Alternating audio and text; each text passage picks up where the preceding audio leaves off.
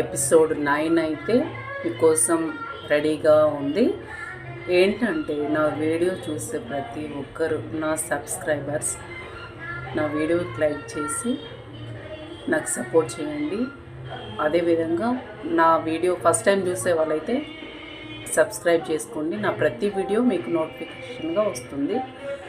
ఏమైందంటే తాతయ్య చెప్పాడు కదా, మళ్ళీ ఇంకొక పెళ్ళి అది ఇది అనేసి. అమ్మ అయితే దానికి ఒప్పుకోలేదు.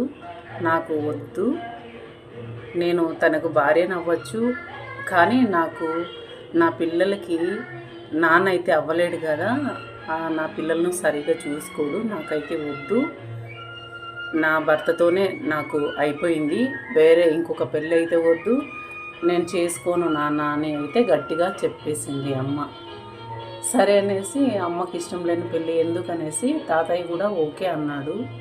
ఇంకా ఒకసారి ఆలోచించుకొని చెప్పుమా, ఇది చాలా ఉంది కదా జీవితం అంటే ఏమైనా కానీ నాకు వద్దు, నా పిల్లలే నా జీవితం, నా పిల్లలే నా ప్రపంచం అనేసి అమ్మ పెళ్ళి చేసుకోలేదు.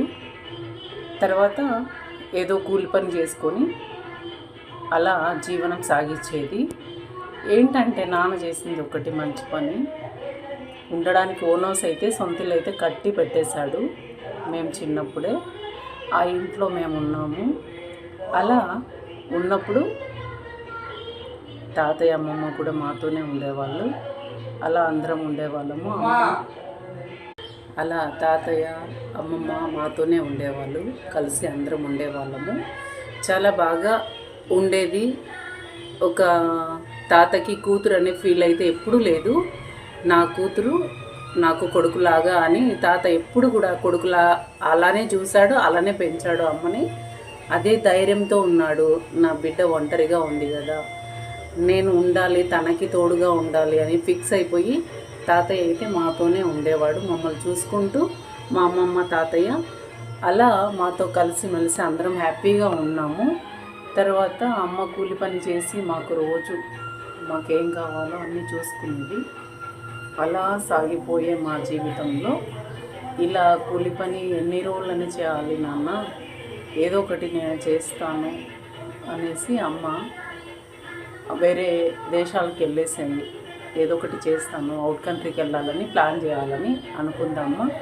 తాతయ్య అయితే సపోర్ట్ చేశాడు. ఓకే నీ ఇష్టం నాన్న, ఏమైనా చెయ్యి, ధైర్యంగా ఉండు, నీకు నీ పిల్లలకు మేము అండగా ఉంటాము, సపోర్ట్గా ఉంటాము, మేము చూసుకుంటాము అని చెప్పాడు తాతయ్య.